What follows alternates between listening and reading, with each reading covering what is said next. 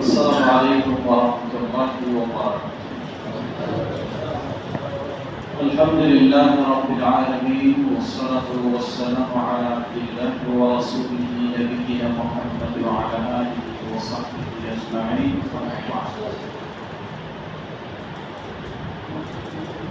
ঐতিহ্যবাহী ওয়ালকর্তৃক বাজার কেন্দ্রীয় হাদিস জামিয়া মসজিদে আজকের আয়োজিত সংক্ষিপ্ত মতবিনিময় বা আলোচনা সভার সম্মানিত সভাপতি দিনাজপুর জেলা জমিয়ত হাদিসের সম্মানিত সভাপতি এবং অত্র জামিয়া মসজিদের সম্মানিত খতিব উপস্থিত রয়েছেন জেলা জমিয়ত হাদিসের সাধারণ সম্পাদক, সহকারী সাধারণ সম্পাদক, সাংগঠনিক সম্পাদক, দপ্তর সম্পাদক এবং আরো অনেকে, অত্র মসজিদ পরিচালনা পরিষদের দায়িত্বশীল বৃন্দ, অত্র এলাকা জমিয়ত হাদিসের দায়িত্বশীল বৃন্দ এবং সোপানের দিনাজপুর জেলা জমিয়ত হাদিসের সোপানের সভাপতি ও অন্যান্য পর্যায়ের সোপানের দায়িত্বশীল বৃন্দ, সমবেত সুধীবৃন্দ, আল্লাহ সুবহানাহু ওয়া তাআলার যাবতীয় প্রশংসা, যিনি এই কঠিন পরিস্থিতির মধ্য দিয়েও আমাদেরকে তার দিনের জন্য, তার মসজিদের জন্য সমবেত হওয়ার সুযোগ করে দিয়েছে। করি আলহামদুলিল্লাহ।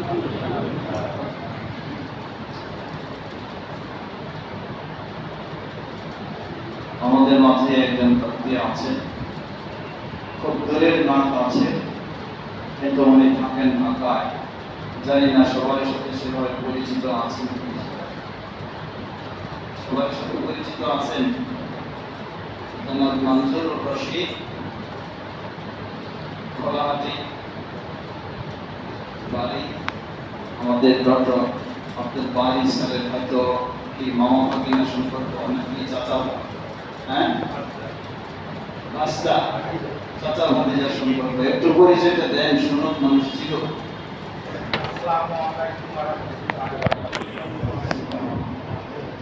আমার নাম মোহাম্মদ মনজুর রশিদ, আমার বাবার নাম মৌলানা মুনেজুর রশিদ।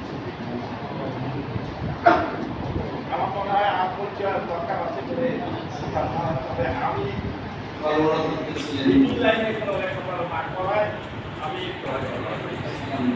ধন্যবাদ। আপনারা চিনলেন, পরিচিত হলেন। আমার দায়িত্ব ছিল একটু পরিচয় করে দেওয়া, পরিচয় করে দিলাম। এখন বাকি কাজ আপনারা করবেন। গতকালকে আমি কোনো এক বিষয়ে ওনার কাছে ফোন, সেই বিষয়টা এখনো বলি না, ফোন উনি বললেন যে নেট মানে মোবাইলের নেটওয়ার্ক ভালো করে বুঝতে চান। আমি বুঝলাম যে উনি থাকায় না, কারণ আমি চলে আসি কথায়। আপনি বলেছেন আমি তো বাড়িতে আসি, বললাম যে আমিও তো বাড়িতে আসি।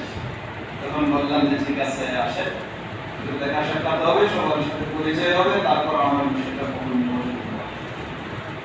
আমরা দোয়া করি আল্লাহ রাব্বুল আলামিন ওনাদের দুজনকে পরিপূর্ণ সুস্থতা দান করুন। অনুরূপভাবে আরো যারা অসুস্থ হয়েছেন আমাদের মধ্যে, আল্লাহ সবাইকে পরিপূর্ণ সুস্থতা দান করুন এবং এই ভয়াবহ বিপদ থেকে আল্লাহ আমাদের সকলকে হেফাজত করুন। সম্মানিত সমবেত দিনী ভাই, আসলে আজকে কোনো বিশেষ সাংগঠনিক প্রোগ্রাম বা আর কোনো আলোচনা সভা এমনটা কিছুই না। আপনাদের সম্মানিত খতিব এবং যারা জমিয়তের সম্মানিত সভাপতি, যখন থেকে আপনারা সিদ্ধান্ত নিলেন মসজিদ কাজ শুরু করবেন, মসজিদ ভাঙবেন, মসজিদ ভাঙা কিন্তু বড় ছোট পাপ না, বড় পাপ, তাই না? মসজিদ ভাঙা বড় পাপ না? এই বড় পাপের কাজ করেছেন আপনারা। মসজিদ ভাঙেন, আপনারা মসজিদ নির্মাণ শুরু করেছেন। মসজিদ নির্মাণ শুরু কিছু ভালো করতে হলে তো কিছু করতেই হবে। তো উনি বেশ একাধিকভাবে যোগাযোগ সবসময় রাখছেন। জানালেন আমাদের এই স্নেহভাজন শেখ আব্দুল জলিল মাদানী, তিনি আপনাদেরকে আশ্বস্ত করেছেন যে মসজিদের দুই ফলন করে দেবেন। তবে ফাউন্ডেশন সাধারণত দাতারা বড় ব্যয় করেন না, সেটা নিজেদেরকে করতে হয়। সেইভাবেই আপনাদের সাথে কথাবার্তা হয়েছে, আপনারা করবেন। তাই ফাউন্ডেশনের কিছু পর্যায়ের কথা আপনি বললেন, এবং এই জন্য উনি আমার মনে হয় বারবার আমাকে খালি স্মরণ করছেন এবং দাওয়াত করছেন। তাই বললাম যে এই পরিস্থিতি এখন বিশেষ করে হঠাৎ করে জুমার প্রোগ্রাম দেওয়া তো সম্ভব নয়। তবে আমার আব্বা একটু অসুস্থ, বয়স্ক মানুষকে যে তো ওনাকে একটু দেখতে আসার সুযোগেই আমি বললাম যে আমি যাচ্ছি বাড়িতে, তো এই সুযোগটা আমি আপনাদের জায়গাটা দেখে আসবো, কিভাবে কাজ চলছে, সবার সাথে একটু সৌজন্য সাক্ষাৎ হবে, অন্য কোনো বিশেষ প্রোগ্রাম নয়। তো আলহামদুলিল্লাহ আল্লাহ রাব্বুল আলামিন আসার সুযোগ করে দিয়েছেন। কাজ যে কোনো এই কাজগুলি একজনের নয়, সকলের মিলেমিশে কাজ। কেউ শুরু করবে, কেউ উৎসাহ দিবে, কেউ দোয়া করবে, কেউ ভালো পরামর্শ দিবে, কেউ কিছু প্রণাম সংগ্রহ করবে। সবাই এক একজন এক একটা ভূমিকা যখন রাখে আন্তরিকতার সাথে, তখন দেখা যায় যে আলহামদুলিল্লাহ আল্লাহ রাব্বুল আলামিন আপনার কাজ পূর্ণ করে দেন, সেটি করে থাকেন। এসেছি ঠিকই, কিন্তু কয়েক জায়গায় দুপুরে এক জায়গায় গেলাম, সেখানেও এক কথা যে আমাদের এই মসজিদের দ্বিতীয় তলার ছাদের প্রস্তুতি অনেকটা করে ফেলছি, পালানগুলি হয়ে গেছে। এখন ছাদটা কেমনে দেওয়া যায়, আপনি কি অবস্থা? বাড়িতে গেছি, বাড়ির মসজিদেও একই অবস্থা। তো সব জায়গায় কম বেশি এই ধরনের আবেদনগুলি থাকে, আর সেই আবেদনগুলি সবটাই তো শতভাগ পূরণ করা সম্ভব নয়। ওই একই কথা যে 10-এর লাঠি একের কথা, সবাই যদি একটু একটু করে অংশগ্রহণ করে তাহলে আলহামদুলিল্লাহ হয়ে যায়, কিন্তু একজনের কাঁধে যদি পড়ে থাকে তাহলে এটি অনেক বড় হয়ে যায়। তো সেভাবেই আমাদের সকলকে সম্মিলিতভাবে চেষ্টা করতে হবে। তো আলোচ্য বিষয়ের মধ্যে বা কথাবার্তা আমি বলতাম ওনাকে কি বিষয়ে আমি কথা বলবো, যেহেতু পূর্বের কোনো নির্দিষ্ট প্রোগ্রাম আমাদের নেই। উনি ভূমিকায় তো বললেন ঐক্য বা ইত্যাদির বিষয়। আজকে দেখুন বর্তমান বিশ্বে আমরা চোখ দিয়ে দেখছি, মিডিয়া কান দিয়ে শুনছি, এটা নিজের বাড়ি দখল করে নিলেও কিছু করার থাকছে না। পৃথিবীর বুকে দ্বিতীয় মসজিদ কোনটা? প্রথম মসজিদ কোনটা? বাইতুল্লাহিল হারাম। প্রথম মসজিদ হলো কাবা। বাইতুল্লাহিল হারাম হলো পৃথিবীর বুকে সর্বপ্রথম মসজিদ। পৃথিবীর বুকে দ্বিতীয় মসজিদ কোনটা? বাইতুল মুকাদ্দাস বা মসজিদ আল-আকসা, পৃথিবীর বুকে দ্বিতীয় মসজিদ। এবং এই মসজিদে কিবলা, এই মসজিদে কিবলা। যদিও এখন শুধু বাইতুল্লাহ হারাম কিবলা, বাইতুল মুকাদ্দাস নয়, কিন্তু সেটাও কিবলা ছিল। এবং এই মসজিদে নবী মুহাম্মদ সাল্লাল্লাহু আলাইহি ওয়াসাল্লামের জীবনের একটি বড় গুরুত্বপূর্ণ বিষয় একখানে শুরু হয়েছে আর একখানে পৌঁছেছে। সেটা কি? ইসরা মিরাজ।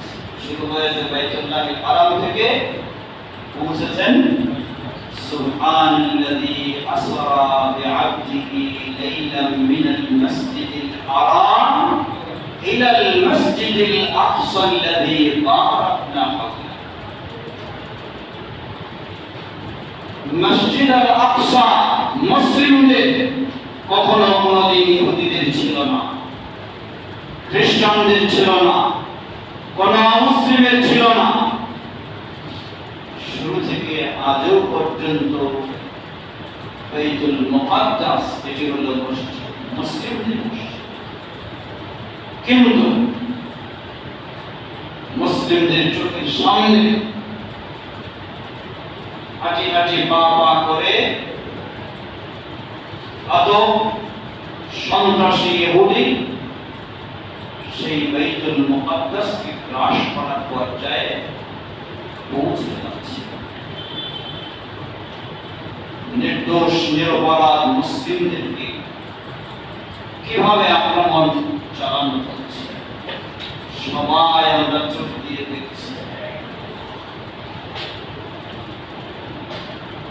মুসলিম দেশ বলেন আর মুসলিম জনগণ বলেন, সবাই দেখছি, অন্তরে ঈমান থাকার কারণে ব্যথিত হচ্ছি, কিন্তু শক্ত কোনো প্রতিরোধ প্রতিবাদ করতে পারছি না বা করা হচ্ছে না।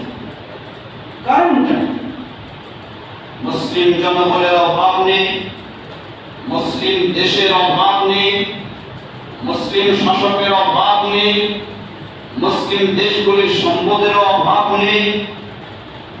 তারপরে কেন? কারণ কিন্তু একটা, তা হল মুসলিমদের অনৈক্য, মুসলিমদের মাঝে পারস্পরিক সমন্বয়ের অভাব। কেউ আগ্রহ উৎসাহ করে এগিয়ে গেলে আরেকজন পিছন দিক থেকে টেনে ধরে যেন সে এগিয়ে যেতে না পারে। সমাজের সমবেত এই যে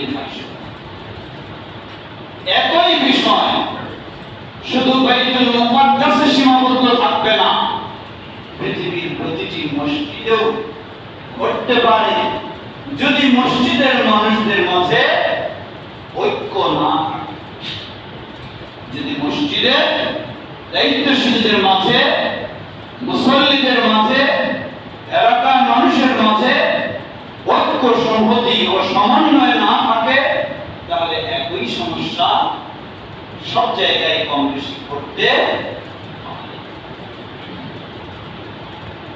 এই বাইতুল মুকাদ্দাস আজকে আমাদেরকে স্মরণ করে দিচ্ছে আমাদের ঐক্যের অভাবে কত খেল তামাশা করব। কারা সেখানে আজকে মুসলিমদের পক্ষ হয়ে যুদ্ধ করে? নাম শুনেছেন কি দল? হামাস। শুনেন না? হামাস তারা, হামাস কি আপনার দিন মানে না কার দিন মানে? যে আপনার দিন মানে না, বাইতুল মুকাদ্দাসের দিন মানে না, বাইতুল মুকাদ্দাস যে মুসলিমরা করেছেন তাদের দিন মানে না, সে আবার বাইতুল মুকাদ্দাসকে কি সংরক্ষণ করবে? কি বাইতুল মুকাদ্দাসের শত্রুদের বিরুদ্ধে প্রতিরোধ করবে? অবাস্তব বিষয়, অসম্ভব বিষয়, একটি হাস্যকর বিষয় ছাড়া কিছুই নয়। যে খোলাফায়ে রাশিদিনকে মেনে নিতে রাজি নন, যে আমিরুল মুমিনিন ওমর ইবনে খাত্তাব রাদিয়াল্লাহু আনহু খ্রিস্টানদের থেকে এই বাইতুল মুকাদ্দাসকে প্রত্যাখ্যান করেছে, সেই আমিরুল মুমিনিন ওমর ইবনে খাত্তাবকে যে মেনে নিতে রাজি নয় খলিফা হিসাবে, আর সে কি কানে কাজ করে? এই ধরনের পরিস্থিতি আমরা দূর থেকে মনে করছি চলছিল না, চলছে কাজ। বিষয়গুলি অত্যন্ত ভয়াবহ এবং দুঃখজনক। সম্মানিত সভাপতি, প্রথম বিষয় আমাদের শিক্ষণীয়, আমরা যেখানে দিনী কাজ কিছু করতে চাইলে আমাদেরকে এই বিষয়টি মনে রাখতে হবে, আমাদের ঐক্য সংগঠিকে যত মজবুত করব তত আমাদের কাজটি মজবুত হবে। যত ঐক্যে দুর্বলতা থাকবে কাজটাও তত দুর্বল থাকবে।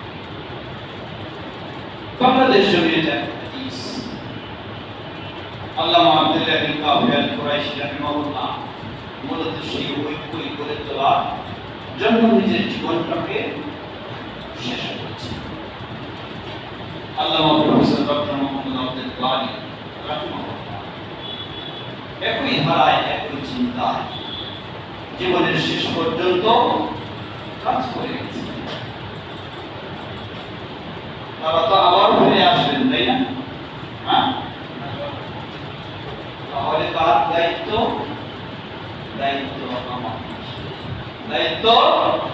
আমাদের। তারা আবার ফিরে আসবেন না। আল্লাহ তাদেরকে যতটুকু সুযোগ দিয়েছেন তারা ততটুকু করেছেন। এখন দায়িত্ব আমাদের, এখন সেই কাজ করতে হবে আমাদের। আল্লাহ আমাদের সবাইকে সেভাবে যেন পারস্পরিক আন্তরিকতার সাথে ঐক্যবদ্ধ হয়ে আমাদের কাছে এগিয়ে যেতে পারি। আল্লাহ আমাদের সবাইকে তৌফিক দান করুন। দ্বিতীয় বিষয়টি সেটার সাথে সম্পৃক্ত বিষয়ের স্মরণ করতে চাই। অনেক সময় আমরা বাহ্যিক বিষয় দেখে আকৃষ্ট হয়ে যাই।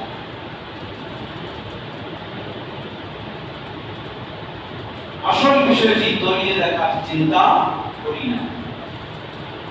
অনেকে বলে ইসলামী রাষ্ট্র কত সুন্দর, কোথায়? ইরানে। কিন্তু ইসলামী রাষ্ট্র কোন ইসলামী রাষ্ট্র সেই বিষয়গুলি একটু দেখার চিন্তা করো। পার্থক্য এখানে অন্য মুসলিম আর আহলে হাদিস, পার্থক্য এই জায়গায় আহলে হাদিস শুরুই করবে আকীদা দিয়ে। আহলে হাদিসের প্রথম হিট হলো আকীদা। আমার আকীদায় যদি এই থাকে 1400 বছর আগে কোরআন নাযিল হয়েছে, কোরআন নাযিল হয়ে সূরা নূর প্রথম আয়াতগুলি নাযিল হয়ে বিশ্বের বুকে আল্লাহ রাব্বুল আলামিন সততা প্রমাণ করলেন কার? উম্মুল মুমিনিন আয়েশা রাদিয়াল্লাহু আনহা। কথা শুনতেছেন আপনারা? আয়েশা রাদিয়াল্লাহু আনহাকে অপবাদ দেওয়া হয়েছিল। কিসের অপবাদ? তিনি অপকর্ম জেনাদের বিচারে লিপ্ত হয়েছেন। এই অপবাদ দেওয়া দীর্ঘ 1 মাস নবী মুহাম্মদ সাল্লাল্লাহু আলাইহি ওয়াসাল্লাম অত্যন্ত কঠিন সময়ের মধ্যে, পরিস্থিতির মধ্যে সময় অতিক্রম করেছেন। কোন কিনারা খুঁজে পাচ্ছেন না। অথচ আয়েশা রাদিয়াল্লাহু আনহা বাইরের মানুষ না, নবী সাল্লাল্লাহু আলাইহি ওয়াসাল্লামের ছাড়া মানুষ। কিন্তু পরিস্থিতি এমন তৈরি হয়ে গেছে। বর্তমান সেই যুগেও কিন্তু মিডিয়া ছিল, এই যুগেও মিডিয়া মানে বর্তমান মিডিয়া মানে হলো অসত্যকে সত্য প্রমাণ করেই ছাড়বে, আপনি যতই অসত্য বলেন। আবার আপনার সত্যকে অসত্য প্রমাণ করেই ছাড়বে, আপনি যতই সত্য বলেন। এরকম এই মিডিয়ায় নবী মুহাম্মদ সাল্লাল্লাহু আলাইহি ওয়াসাল্লামের যুগে মদিনার পরিবেশে এই মিডিয়ায় কাজ করলো। কি কাজ করলো? উম্মুল মুমিনিন আয়েশা রাদিয়াল্লাহু আনহার বিষয়টাকে এমন ভাবে ছড়িয়ে দেওয়া হলো, মানুষ যেন তার সততা জানার পরেও দ্বিধাদ্বন্দ্বে পড়ে যাচ্ছে। কিভাবে করবে না, যেখানে স্বয়ং নবী মুহাম্মদ সাল্লাল্লাহু আলাইহি ওয়াসাল্লাম তিনিও যেন একটা দ্বিধাদ্বন্দ্বে পড়ে গেছেন, তাহলে সাধারণ সাহাবী তো করবে। ওই যুগে মিডিয়া নিয়ন্ত্রণ যার হাতে ছিল, এই যুগেও কিন্তু মিডিয়ার নিয়ন্ত্রণ তার হাতে। ওই যুগে মিডিয়ার নিয়ন্ত্রণ ছিল এই অসত্য ঘটনা প্রচারের মূল নায়ক ছিল কে? আব্দুল্লাহ বিন উবাই বিন সালুল। সেই ইহুদি মুনাফিক। আর এই যুগেও ওই ইহুদি গোটা বিশ্বের মিডিয়াকে নিয়ন্ত্রণ করে যেটাকে চায় এটা করাইতে হবে সেটাই করছে, যেটাকে চায় এটা বলানো যাবে না সেটাই করা হচ্ছে। সম্মানিত সমবেত যেটা বলতে চাচ্ছি না, সেই 1400 বছর আগে উম্মুল মুমিনিন আয়েশা রাদিয়াল্লাহু আনহার বিষয়টিকে স্বয়ং আল্লাহ সপ্ত আসমানের ঊর্ধ্ব থেকে কোরআনের আয়াত নাযিল করে বিশ্ববাসীর কাছে প্রমাণ করলেন যে উম্মুল মুমিনিন আয়েশা রাদিয়াল্লাহু আনহা শতভাগের ঊর্ধ্বে, তিনি শততার মধ্যে রয়েছেন, বাপ দ্বারা এই ধরনের কাজ কোনোদিন করতে পারে না। সুবহানাল্লাহ। স্বয়ং আল্লাহ করেন না। লক্ষ্য করুন সহিহ বুখারী হাদিস যেভাবে এসেছে, আয়েশা রাদিয়াল্লাহু আনহা যখন কোরআনের আয়াত নাযিল হয়, তিনি রাসূল সাল্লাল্লাহু আলাইহি সাল্লামের ঘরে যেন একাকী করে গেছেন। রাসূল সাল্লাল্লাহু আলাইহি সাল্লাম ঘরে আসলেও শুধু কেমন আছে এতটুকু জিজ্ঞাসা করেন, খোলামেলা কিছু কথা বলার করেন না। শেষটায় তিনি চলে গেলেন বাবার বাড়িতে, আবু বকর রাদিয়াল্লাহু আনহুর বাড়িতে। সেখানে অবস্থান করলেন। একদিকে অসুস্থ প্রচন্ড, অপরদিকে বিশাল প্রপাগান্ডা চলছে। যখন কোরআনের আয়াত নাযিল হলো,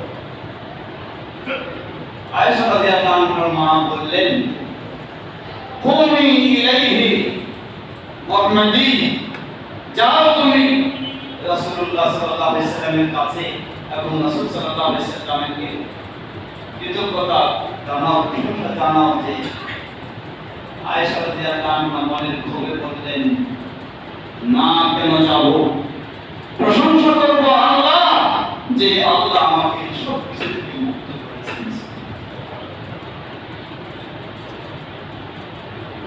1400 বছর আগে কোরআনের আয়াত নাযিল হয়ে উম্মুল মুমিনিন আয়েশা রাদিয়াল্লাহু আনহাকে আল্লাহ তার সত্যতা প্রমাণ করলেন। কিন্তু আফসোস করে বলতে হয়, সেই কোরআন এখনো বিদ্যমান, অথচ এখনো সেই বিভ্রান্ত বাতিল চরমপন্থী শিয়া তারা উম্মুল মুমিনিন আয়েশা রাদিয়াল্লাহু আনহাকে জানাকারিনী, ব্যভিচারিণী বলে এখনো তারা প্রচার করে। শুধু প্রচার নয়, তারা তাদের এই বিশাল আলখাল্লা পড়া সেই ইবলিসদেরকে নিয়ে কেক কেটে আনন্দ উপভোগ করে। কেকে লেখা স্পষ্ট, আয়েশা ফিন্নার, আয়েশা হলেন জাহান্নামী। এই বলে কেক কেটে আনন্দ উপভোগ করছে। এরাই হলো কি মুসলিম, এরাই এখন ইসলামের ঝান্ডাবাজ। এগুলো সেই শিয়া, এগুলো সেই চরমপন্থী রাজনীতি, যারা কোনোদিন আপনার ইসলাম মানে না, কোনোদিন আপনার কিতাব আল কোরআনুল কারীম অনুসরণ করে না। সম্মানিত সভাপতি মুসলিম, আর হাদিসের পার্থক্য হলো এটা, অন্য মুসলিম আর হাদিসের মধ্যে যে আহলে হাদিস যে বিষয়গুলিকে কোরআন এবং সুন্নাহর মানদণ্ডে বিচার করে সঠিক বিষয়টাকে গ্রহণ করার চেষ্টা করে এবং ভ্রান্তকে ভ্রান্ত করে শিখায়। এটা আজকে আমরা এমন দুর্বল হয়ে গেছি, আমাদের মাঝে চর্চাগুলি এত কমে গেছে, যার ফলে দেখা যায় ওই মিডিয়ার প্রভাব এসে যাচ্ছে। এখন তো হলো অনলাইনের যুগ, ফেসবুকের যুগ, ইউটিউবের যুগ। ঘরে বসে এই বিভিন্ন বক্তা কত সুন্দরভাবে বক্তব্য দিয়ে সেগুলি শোনায়, তখন আমরা সেগুলি মুগ্ধ হয়ে যায়, আকৃষ্ট হয়ে যায়, মনে করি বলে এটাই সঠিক, এই আহলে হাদিস এটা। এমনকি সেই বক্তারা তাদের সুবিধার জন্য এটাও বলে থাকে, কি বলা যাবে না, আহলে হাদিস পরিচয় দেওয়া যাবে না, পরিচয় দিতে হবে মুসলিম, আহলে হাদিস বলা যাবে। অনুসন্ধান হলে আহলে হাদিসরা কি মুসলিম না? অবশ্যই মুসলিম, কিন্তু কোন মুসলিম? ওই শিয়া মুসলিম নয়, ওই রাজনীতি মুসলিম নয়, ওই খারিজি মুসলিম নয়, আহলুল হাদিসেরা হলো, তারা হলো আহলুল হাদিস মুসলিম, তারা হলো সালাফি মুসলিম। সম্মানিত সমবেত তিনি ভাই, সুতরাং আমাদেরকে মনে রাখতে হবে বাইরের আকর্ষণে যেন নিজেকে ভুলে না যায়, নিজের আকীদা, নিজের পরিচয় যেন দূরে ফেলে না দিই। তাহলে দেখা যাবে পর্যায়ক্রমে আমরা এমন ক্ষতিগ্রস্ত হব। সুতরাং আসুন আমরা যেন একদিকে আমাদের সেই আকীদা, ঈমান, আহলে হাদিসের মানহাজের বিষয়টাকে আরো শিক্ষা, প্রচার, প্রসারের মাধ্যমে সকলকে সচেতন করার চেষ্টা করব, নতুন প্রজন্মকে সেভাবে চেষ্টা করব। অপরদিকে যেন আমরা সকলে ঐক্যবদ্ধ হয়ে আরো আমাদের এই কাজকে, দাওয়াতকে ছড়িয়ে দিতে পারি সে চেষ্টা করব। বাংলাদেশের বেজায় আমাদের আহ্বানে জানায়, তারা আমাদের সবাইকে সুখবর দান করুন। সম্মানিত সমবেত সুধীবৃন্দ, এখন আসি আমাদের আসল কথায়, নাকি মসজিদের কথা। মসজিদ আলহামদুলিল্লাহ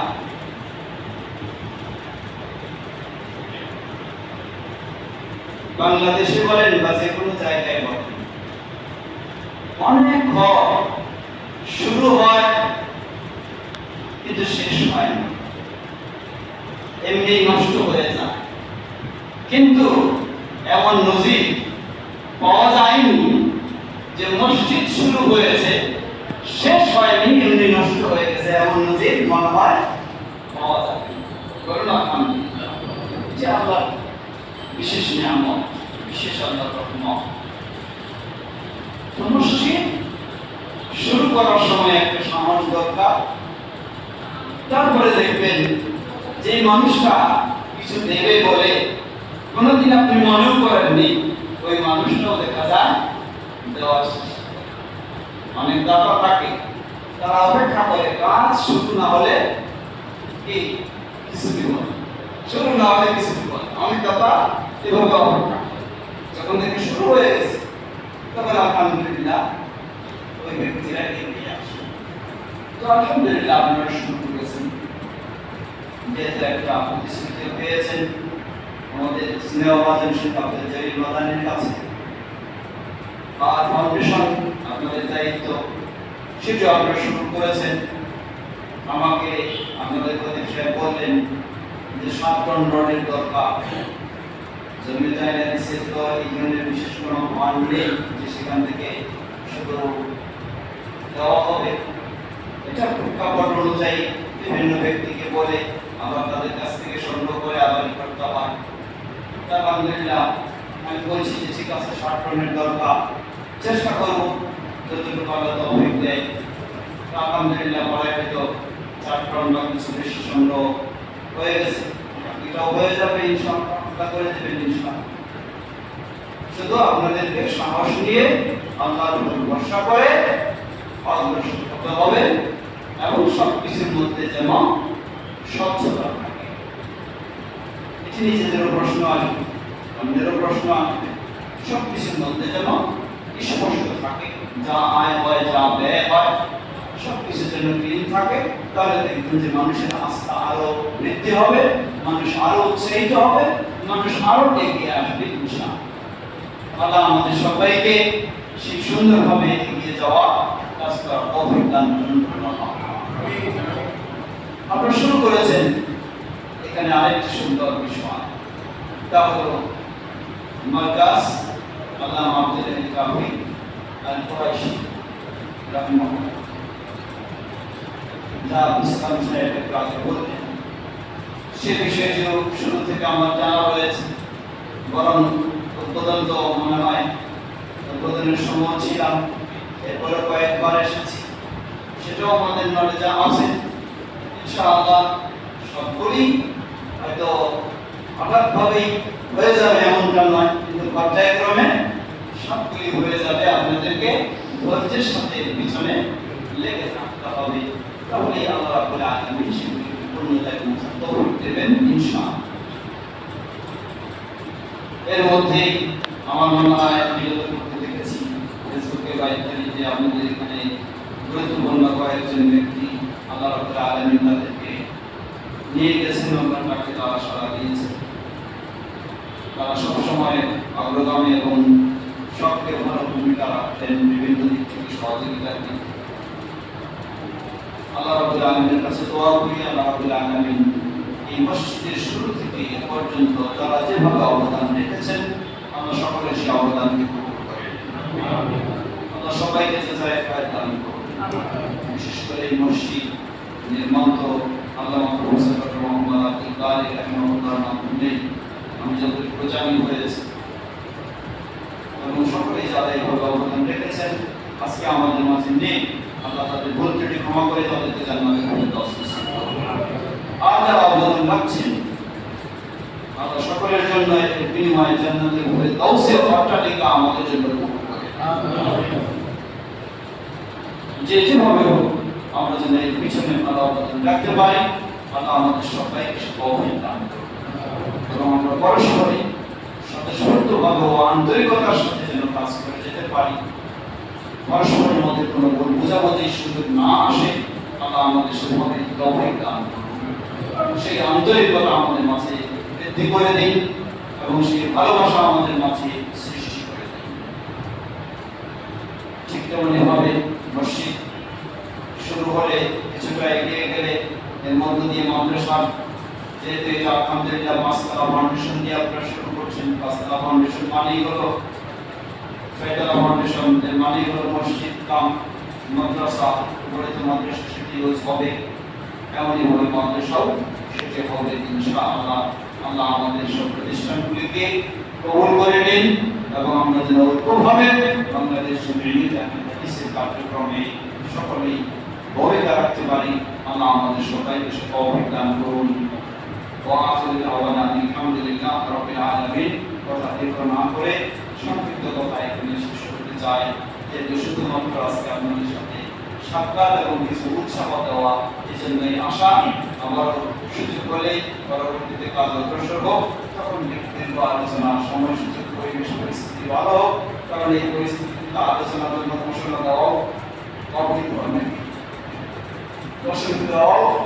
অবৈধ বা অনিয়ম, যেহেতু করোনা বা ইত্যাদি বিভিন্ন সমস্যা, আল্লাহ আমাদেরকে এই সমস্যাগুলি থেকে মুক্ত করুন, আমাদের দেশকে প্রস্তুত করুন। সুবহানাকা আল্লাহুম্মা ওয়া বিহামদিকা আশহাদু আল লা ইলাহা ইল্লা আনতা আস্তাগফিরুকা ওয়া আতুবু ইলাইক। বিশেষ আবার সবাইকে মোবারকবাদ জানাচ্ছি, বিশেষ করে সভাপতি সাহেব, তিনি আমাকে বারবার স্মরণ করেছেন, আরো অনেকে স্মরণ করেছেন। আল্লাহ সবাইকে জাযায়ে খায়র দান করুন। আসসালামু আলাইকুম ওয়া রাহমাতুল্লাহ।